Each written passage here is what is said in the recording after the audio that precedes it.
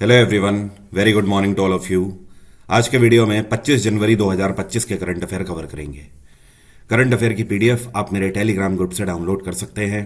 Telegram का link video के description में दिया हुआ है। वीडियो में सबसे पहले कल के क्वेश्चन की बात कर लेते हैं। कल मैंने आपसे ये पूछा था कि इंसान के शरीर में जो ब्लड है जब ये ट्रांसफर किया जाता है तो इस प्रक्रिया को किस नाम से जाना जाता है। तो इसे बोलते हैं ट्रांसफ्यूजन। क्या बोलते हैं? ट्रांसफ्यूजन। आपने कई बार सुना होगा कि किसी पेशेंट को ब्लड चढ़ाया जा रहा है, तो इसका मतलब क्या है कि उसकी बॉडी में नया ब्लड जो है उसको ट्रांसफर किया जा रहा है। इसी प्रक्रिया को ट्रांसफ्यूजन बोलते हैं। ट्रांसफ्यूजन भी तीन तरीके के होते हैं।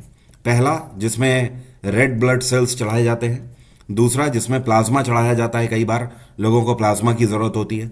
और तीसरा जो होता है जिसमें प्लेटलेट्स चढ़ाए जाते हैं। ठीक है, तो जिन लोगों को प्लेटलेट्स की दिक्कत हो जाती है, प्लेटलेट्स कम बनने लगते हैं, उस केस में उन्हें प्लेटलेट्स चढ़ाए जाते हैं। तो ये तीन तरीके का ट्रांसफ्यूजन होता है और कॉमनली इसे ब्लड ट्रांसफ्यूजन ही बोला जाता है, क्योंकि ये तीनों ब्लड का ही हिस्सा है और तीनों मिलकर ही ब्लड बनते हैं। आप जानते हो हमारा जो ब्लड है, ठीक है, जो रक्त है हमारा, ये बेसिकली दो हिस्सों में बटा होता है। एक तो सॉलिड और दूसरा लिक्विड फॉर्म में। ठीक है, इन दोनों को मिलाकर हमारा ब्लड बनता है। अब सॉलिड में क्या क्या आ जाता है? तीन चीजें आ जाती हैं। पहला तो रेड ब्लड सेल्स आ जाते हैं, दूसरा WBC आ जाती हैं, व्हाइट ब्लड सेल्स, और तीसरा जिनको प्लेटलेट्स बोलते हैं। ठीक है, ये तीन सॉलिड में आते हैं। और लिक्विड में क्या आता है? लिक्विड में आपका प्लाज्मा आ जाता है। ठीक है, एक तरीके से प्लाज्मा में 94% वाटर ही होता है। ओके, तो प्लाज्मा अगर नहीं होगा तो आपका ब्लड सर्कुलेट ही नहीं कर पाएगा। आपका ब्लड जो आपको तरल के रूप में दिखाई दे रहा है, मतलब अगर एक से दूसरी जगह रोटेट कर पा रहा है, तो वो किसकी वजह से? प्लाज्मा की ही वजह से वो कर पा रहा है, पूरे शरीर में रोटेट, नीचे से ऊपर। अब शुरू करेंगे आज के करंट अफेयर, लेकिन उससे पहले आपको बता दूं, कल है रिपब्लिक डे। इस बार हम लोग 76वां रिपब्लिक डे मना रहे हैं। इस उपलक्ष्य में 50% फ्लैट डिस्काउंट आ चुका है मेरे हर एक बैच में। रिपब्लिक 50 कोड आप ध्यान रखिए। रिपब्लिक 50 आप जैसे ही कोड लगाएंगे, हर एक बैच में 50% डिस्काउंट आपको मिल जाएगा। बैच के डायरेक्ट लिंक वीडियो के डिस्क्रिप्शन में भी दिए हुए हैं और टेलीग्राम पर भी शेयर कर दिए गए हैं। जैसे ही आप लिंक पर क्लिक करेंगे, पेमेंट वाले ऑप्शन पर जाएंगे, वहां पर अप्लाई कोड का ऑप्शन आएगा। वहां पर आप जैसे ही लिख देंगे रिपब्लिक 50, आप क्लिक करेंगे तो आप देखेंगे फीस जस्ट आधी हो जाएगी। अब शुरू करेंगे आज के करंट अफेयर। अभी हाल ही में फिकी फ्रेम्स की 25वीं एनिवर्सरी के ब्रांड एम्बेसडर के रूप में किसको अपॉइंट किया गया है? तो ये है आयुष्मान खुराना, जिनको इस बार फिकी फ्रेम्स की 25th एनिवर्सरी सेलिब्रेट करने के लिए ब्रांड एम्बेसडर डिक्लेयर किया गया है। फिकी फ्रेम्स एक एंटरटेनमेंट प्लेटफॉर्म है भारत का, और ये हर साल इसकी एनिवर्सरी आयोजित करी जाती है। इस बार की एनिवर्सरी मुंबई में आयोजित करी जा रही है। इसमें भारत भर के इन्फ्लुएंसर्स, पर्सनालिटीज हिस्सा लेंगे। एंटरटेनमेंट से जुड़े हुए डायरेक्टर हो गए, एक्टर्स हो गए, ये सभी यहां पर हिस्सा लेंगे मुंबई में। और अभी 19 जनवरी को जो टाटा मैराथन हुई है मुंबई में, इसके ब्रांड एम्बेसडर कौन थे? तो इनका नाम भी ध्यान रखिएगा, मो फारा। कौन है? मो फारा। National conference on good governance 2025 जो है, ये कहां पर आयोजित करी जाएगी? तो इस बार की गुड गवर्नेंस के ऊपर नेशनल कॉन्फ्रेंस जो है, ये गुजरात के गांधीनगर में आयोजित करी जाएगी। इसकी शुरुआत 30 जनवरी को होगी और 31 जनवरी को इसका समापन होगा। ये जो कॉन्फ्रेंस है इस बार की, इसका उद्घाटन गुजरात के मुख्यमंत्री भूपेंद्र पटेल के द्वारा किया जाएगा और सबसे पहली स्पीच वही देंगे। पूरे भारत भर के मुख्यमंत्री यहां पर हिस्सा लेंगे। जैसा कि नाम से ही आपको समझ आ रहा है, गुड गवर्नेंस के ऊपर कॉन्फ्रेंस है, तो इसका मेन उद्देश्य है कि यहां पर डिस्कशन किया जाएगा कि हर एक राज्य में किस किस तरीके के इंफ्रास्ट्रक्चर की जरूरत है। जैसे कि किसी राज्य में अगर पानी की समस्या है तो उसको भी नोट डाउन किया जाएगा। किसी राज्य में अगर शिक्षा की व्यवस्था को दुरुस्त करना है, तो राज्य सरकारें जो होंगी वो यहाँ पर अपना अपना कंसर्न आकर बताएंगी और भारत सरकार के द्वारा उसके बाद उनको धनराशि आवंटित करी जाएगी। क्योंकि ध्यान रहे, एक सप्ताह भी नहीं बचा हुआ है बजट आने के लिए, तो 1 फरवरी को बजट आना है। उससे पहले इसीलिए national conference on e governance करी जा रही है, ताकि हर एक राज्य सरकारों की जो नीड है वो केंद्र सरकार को पता लग जाए, उसी हिसाब से फिर बजट पास हो सके। एक कंपनी है जिसका नाम है सरला एविएशन।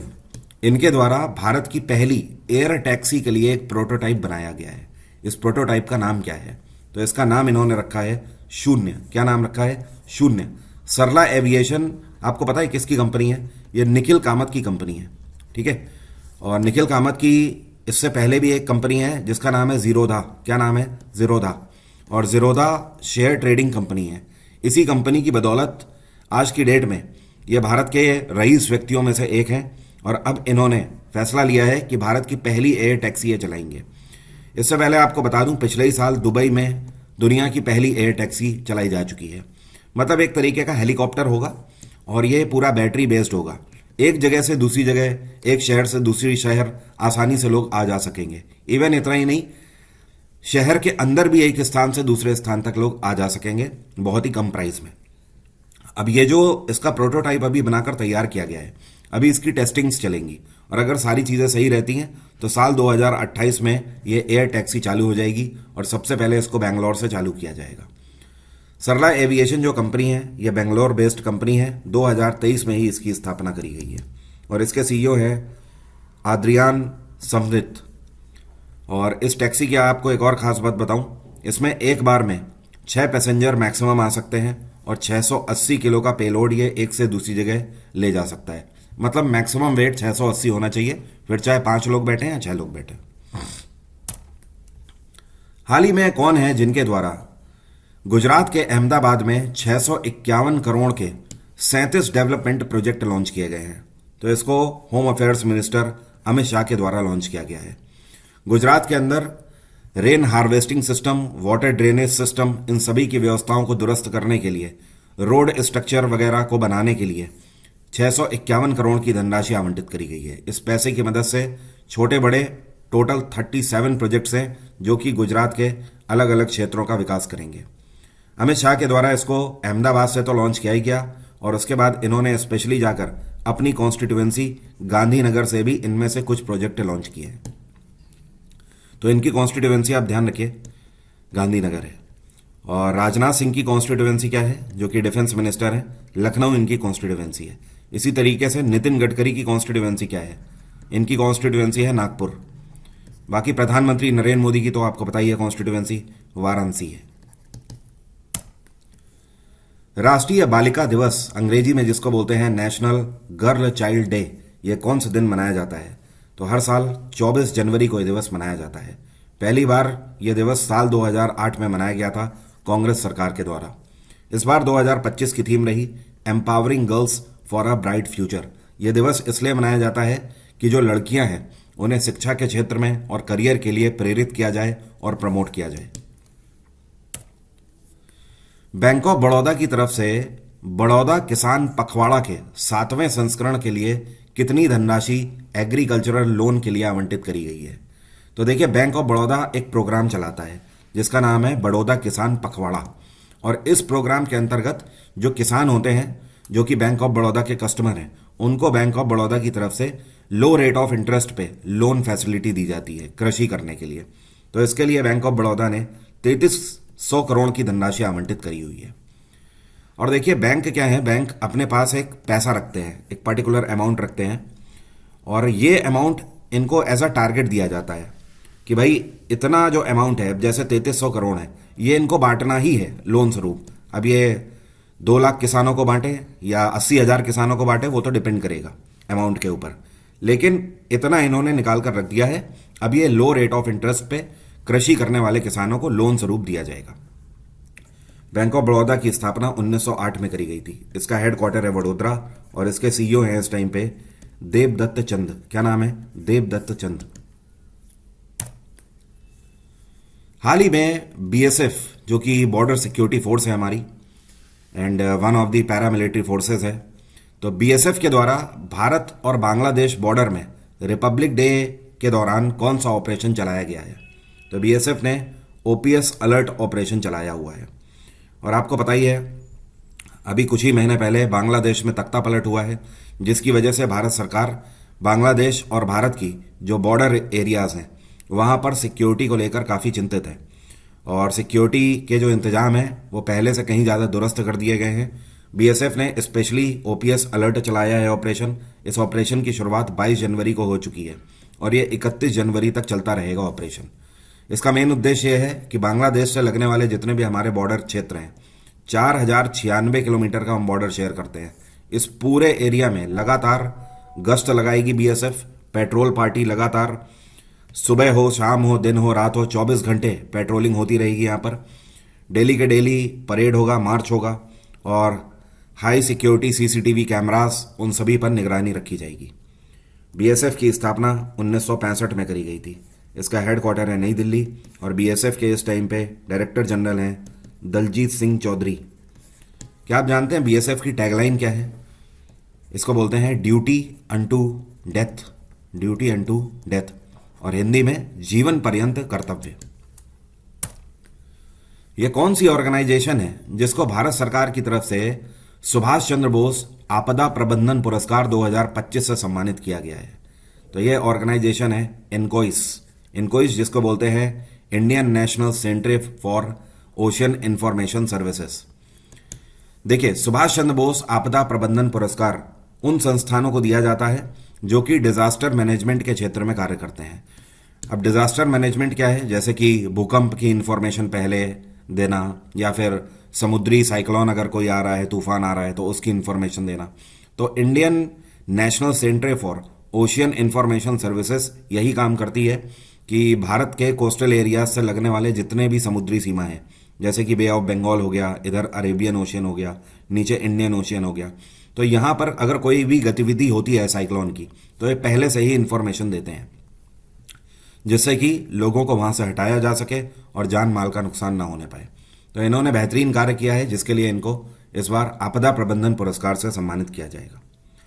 और ये जो पुरस्कार है, ये अभी 3 साल पहले ही प्रधानमंत्री नरेंद्र मोदी के द्वारा लॉन्च किया गया था।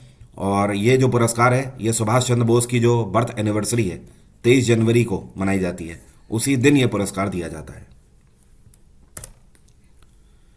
हाल ही में एचडीएफसी लाइफ के द्वारा कौन सी कंपनी के साथ एक पैक्ट साइन किया गया है? तो एचडीएफसी लाइफ ने कार्स 24 के साथ पैक्ट साइन किया है। कार्स 24 एक ऐसी कंपनी है जो कि सेकेंड हैंड कारें बेचने का काम करते हैं, और एचडीएफसी लाइफ इंश्योरेंस प्रोवाइड करते हैं। तो जब आप कार लेते हैं, तो चाहे आप पुरानी कार लें या नई कार लें, आपको इंश्योरेंस तो लेना ही पड़ेगा। इस केस में कार्स 24 के जो कस्टमर होंगे, उनको एचडीएफसी लाइफ की तरफ से इंश्योरेंस प्रोवाइड किया जाएगा। तो दोनों का इसमें फायदा है। कार्स 24 को एचडीएफसी की तरफ से कमीशन मिलेगा, और एचडीएफसी लाइफ को नए कस्टमर्स मिलेंगे। वैसे कार्स 24 की अपनी एक फाइनेंशियल ऑर्गेनाइजेशन भी है, तो इनकी जो फाइनेंशियल ऑर्गेनाइजेशन है, उसने एचडीएफसी लाइफ के साथ पैक्ट साइन किया है। लेकिन प्रोडक्ट तो ऑब्वियस सी बात है, कार्स 24 के कस्टमर्स को ही बेचा जाएगा। कार्स 24 बहुत पुरानी ऑर्गेनाइजेशन नहीं है, 2015 में इसकी स्थापना करी गई थी। इसका हेडक्वार्टर है गुरुग्राम, और इसके सीईओ हैं विक्रम चोपड़ा। एचडीएफसी लाइफ की बात करें तो साल 2000 में इसकी स्थापना करी गई थी। इसका हेडक्वार्टर है मुंबई, और इसके सीईओ हैं विभा पदलकर। ठीक है। एक ऑर्गेनाइजेशन है जिसका नाम है मैकिन्से। तो मैकिन्से ग्लोबल इंस्टीट्यूट की एक रिपोर्ट आई है। यह रिपोर्ट ये बताती है कि 2050 तक भारत कंजम्पशन के मामले में कितने % एक्वायर कर लेगा। तो देखिए, इस टाइम पर अगर हम बात करें, तो इस टाइम पर पूरे दुनिया में कंजम्पशन के मामले में देखें तो भारत 9% कंजम्पशन करता है पूरे दुनिया में। कंजम्पशन का मतलब यहां पर है परचेजिंग पावर से। ठीक है। तो ऑब्वियस सी बात है, इस टाइम पर हम लार्जेस्ट पॉपुलेशन है वर्ल्ड की। दुनिया के सारे देशों में अगर हम कंसीडर करें तो भारत अकेले 9% कंज्यूम करता है। मतलब दुनिया में जितनी भी चीजें बिक रही हैं, उनमें से 9% अकेले भारत में ही खरीद ली जाती हैं। तो ये जो मैकिन्से की ग्लोबल रिपोर्ट है, ये बताती है कि 2050 तक ये कंजम्पशन पावर भारत की बढ़ते बढ़ते 16% तक पहुंच जाएगी। और अगर आने वाले समय में कोई भी क्षेत्र भारत की परचेजिंग पावर को टेक ओवर कर पाएगा, तो वो सिर्फ और सिर्फ नॉर्थ अमेरिका रीजन ही कर पाएगा। वो भी नॉर्थ अमेरिका में कई कंट्रीज आ जाते हैं, वो सब मिलकर ही कर पाएंगे, अकेले कोई देश नहीं कर पाएगा। जैसे कि कनाडा है, अमेरिका है, मैक्सिको है, ये सब मिलकर ही कर पाएंगे। फिलहाल अगले 25 साल तक कोई भी भारत की परचेजिंग पावर को पीछे नहीं कर पाएगा। यह कौन सी टेली कम्युनिकेशन कंपनी है जिसके द्वारा उत्तर प्रदेश के ईस्टर्न रीजन में, मतलब पूर्वी उत्तर प्रदेश में आईएफटीवी लॉन्च किया गया है? आईएफटीवी का मतलब है interactive free TV pilot launch किया गया है। तो इसको बीएसएनएल के द्वारा लॉन्च किया गया है। अब यह है क्या, देखिए बीएसएनएल ने एक ऐसा अपना प्रोडक्ट लॉन्च किया है जिसमें एक ही बार में कस्टमर को 500 से ज़्यादा चैनल मिल जाएंगे, और अलग अलग पे करने की ज़रूरत नहीं है। जैसे अभी क्या है कि अगर आप एयरटेल का लेते हैं या जियो का आप लेते हैं, कोई भी प्लान, तो उसमें क्या है, आपको एक लिमिटेड चैनल्स मिलते हैं, लाइव चैनल्स, ठीक है। और अगर आपको प्रीमियम चैनल्स लेने होते हैं तो उसके लिए आपको अलग से पे करना होता है। और अगर आपको वेब सीरीज़ वगैरह देखनी है, ठीक है, मतलब OTTs चाहिए, तो उसके लिए भी अलग से पे करना होगा। लेकिन BSNL ने एक ही प्रोडक्ट में आपको 500 से ज़्यादा चैनल दे दिए हैं। इसी में आप OTT भी देख पाएंगे और इसी में आप अनदर प्लेटफॉर्म्स भी, जैसे कि स्पोर्ट्स के आपके लाइव चैनल हो गए या फिर रिकॉर्डेड वगैरह भी हो गए, ठीक है। तो ऑल ओवर सारा कुछ, जितने भी चैनल भारत में हैं हर एक भाषा के, वो सब एक प्लेटफॉर्म में BSNL ने दे दिए हैं, जिसका नाम है IFTV। BSNL की स्थापना साल 2000 में करी गई थी। इसका हेडक्वार्टर है नई दिल्ली और इसके चीफ मैनेजिंग डायरेक्टर हैं रॉबर्ट जे रवि। क्या नाम है? Robert J Ravi. FIDE ranking में भारत के कौन से चेस प्लेयर हैं जो कि चौथे नंबर के हाईएस्ट रैंकिंग खिलाड़ी बन गए हैं? तो अभी हाल ही में फिडे की रैंकिंग 2025 की जारी करी गई है और इसमें है डी गुकेश, जो कि दुनिया में चौथे नंबर पे आ गए हैं। और नंबर 1 पे कौन है? तो इस रैंकिंग में नंबर 1 पे एक बार फिर से मैग्नस कार्लसन है, नॉर्वे के। मैग्नस कार्लसन का जो पॉइंट एक्वायरमेंट है, इन्होंने 2832 अंक हासिल किए हुए हैं। दूसरे नंबर पे अमेरिका के ग्रैंड मास्टर हैं, इनका नाम है हिकारू नाकामुरा, ठीक है। इन्होंने 2802 पॉइंट अर्जित किए हैं। तीसरे नंबर पे भी अमेरिका के ही ग्रैंड मास्टर हैं, इनका नाम है फैबियानो कारुआना, ठीक है। और इनके जो पॉइंट हैं ये 2798 पॉइंट्स हैं।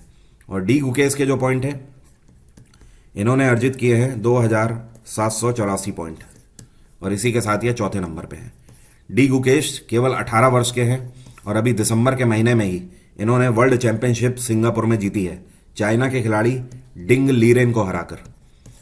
और हाल ही में इनको मेजर ध्यानचंद खेल रत्न सम्मान से भी सम्मानित किया गया है, जो कि भारत का सर्वोच्च खेल सम्मान है। क्या आप जानते हैं मेजर ध्यानचंद खेल रत्न सम्मान के साथ कितनी धनराशि दी जाती है?